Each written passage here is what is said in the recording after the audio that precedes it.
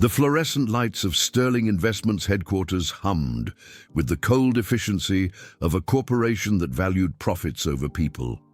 The building rose 40 stories above downtown Chicago, all glass and steel, sharp angles, a monument to the kind of success that stomps on others to climb higher. The air conditioning kept everything at precisely 68 degrees, but somehow it always felt colder than that, like the building itself had no warmth to give. Emily Carter pushed her cleaning cart down the executive hallway on the 39th floor, her swollen belly making each step an effort. 7 months pregnant, her feet aching, her back screaming. But she never complained. She needed this job. Her husband Michael had been laid off from the construction site 3 months ago, and her paycheck was the only thing keeping them in their small apartment, the only thing standing between them and the street. Before we go any further, if you believe in kindness, second chances, and standing up for what is right, make sure to like, comment, share, and subscribe to this channel, and tell us in the comments where you are watching from. Because stories like this remind us that humanity still exists in every corner of the world. Emily had worked for Jonathan Sterling for 3 years. She cleaned his corner office every night, vacuumed his imported rugs, polished his cherrywood desk, emptied his trash cans filled with receipts for $1,000 lunches. She had never spoken to him directly. To Jonathan Sterling, she was invisible. Just another brown face pushing a cart through his kingdom. That night, everything changed. Emily was emptying the trash when Jonathan Sterling walked into his office unexpectedly. He was a tall man, 52 years old, with silver hair slicked back and a suit that cost more than Emily made in 3 months. His face was red with anger, his phone pressed to his ear. "I do not care about their feelings," he snapped into the phone. "Fire them. Fire all of them. This is business, not a charity." He stopped when he saw Emily. His eyes traveled down to her pregnant belly, and something ugly flickered across his face. "You," he said, pointing at her. "What are you still doing here?" Emily felt her heart hammer against her ribs. "I am cleaning, sir, like always. I will be done in 5 minutes." Jonathan Sterling ended his call and walked toward her, his expensive shoes clicking on the hardwood floor, like the countdown to something terrible. "You know what I noticed," he said, his voice dripping with contempt. "Your belly keeps getting bigger, which means you are going to want maternity leave soon. Which means I'm going to have to pay you to sit at home and do nothing." Emily's hands trembled on her cart. "I was going to talk to HR next week. Sir, I have the paperwork ready.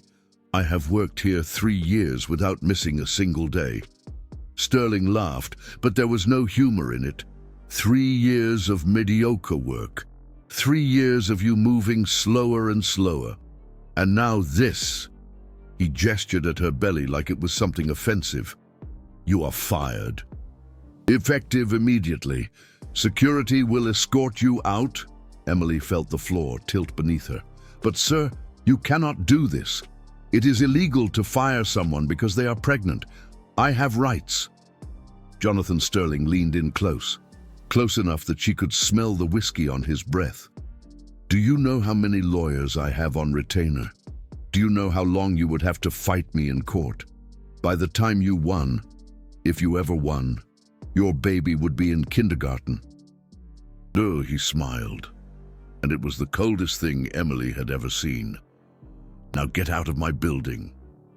20 minutes later, Emily stood on the sidewalk outside Sterling Investments, her small box of belongings in her arms, tears streaming down her face.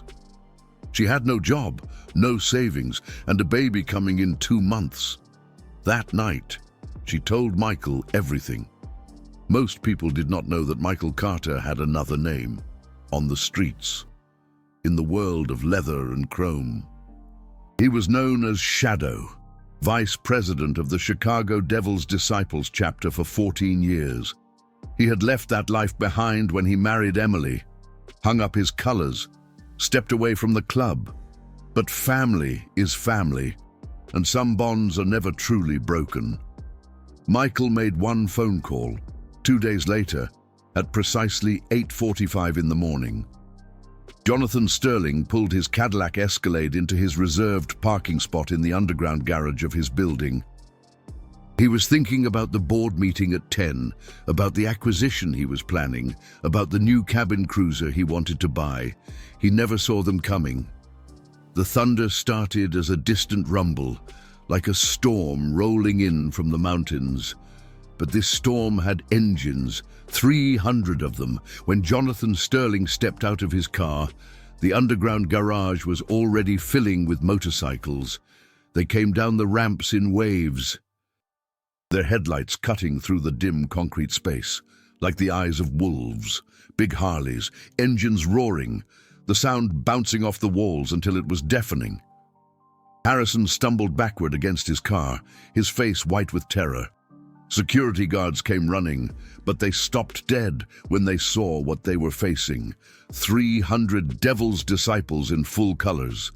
Patches from Chicago, Detroit, Milwaukee, Indianapolis, even chapters from Canada. They had come from everywhere, all for Emily. At the front of the formation, a massive biker killed his engine and dismounted. His name was Marcus Stone, president of the Chicago chapter. He was 6'4", 300 pounds, with arms like tree trunks and eyes that had seen things that would make most men weep. "Jonathan Sterling," Marcus rumbled, his voice carrying through the sudden silence. "Do you know who I am?" Sterling shook his head, unable to speak. Marcus walked toward him slowly, his boots echoing in the concrete cavern. "2 days ago, you fired a pregnant woman. You threw her out like garbage. You told her she had no rights, that she could not fight you." He stopped 3 feet from Sterling, towering over him. "You were wrong." "I will call the police," Sterling whispered, but his voice cracked on every word. Marcus smiled, but there was no warmth in it. "Go ahead. We will wait. But while we wait, let me tell you something about the woman you fired. Her husband was my brother for 14 years. He left the club to be a family man, and we respected that choice. But his wife, his unborn child," he leaned in close, "they are still family, and the Devil's Disciples do not abandon family." Behind Marcus, 300 bikers began to dismount. They did not rush. They did not threaten. They simply stood there, a wall of leather and patches and absolute certainty. Marcus reached into his vest and pulled out an envelope. Inside was a document that Sterling recognized immediately. A check made out to Emily Carter. The amount made his eyes go wide. $50,000. "This is what you're gonna do," Marcus said, his voice calm and absolutely terrifying. "You're gonna give Emily her job back, with a raise. You're gonna give her full maternity leave, with pay. And you're gonna sign this check as a settlement for wrongful termination today, right now." Jonathan Harrison looked at the 300 faces surrounding him, looked at the patches that represented chapters from across the entire West Coast, looked at the certainty in their eyes. He signed the check. 1 hour later, Emily Carter received a phone call from Sterling Investments' head of HR, personally apologizing and offering her position back with a 20% raise. And 6 months of paid maternity leave. When she hung up and she found Michael sitting on their small porch, looking out at the street, she sat down beside him and took his hand. "You made that call, didn't you?" she said softly. Michael squeezed her hand. "Some families you are born into. Some families you choose. And some families choose you." He looked at her, and his eyes were bright with emotion. "They chose you, Emily. because you are worth choosing.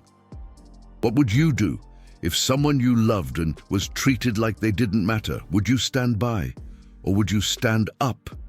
If this story moved you, make sure to like, share, and subscribe, because we need more stories that remind us what family really means. And comment below with the words, "Family protects family," to show that you understand what truly matters. Because at the end of the day, it doesn't matter how much money you have, or how many lawyers you employ. What matters is who stands beside you when the world tries to break you down. And for Emily Carter, 300 brothers answered that call from the devil's disciples. That is the kind of family worth having.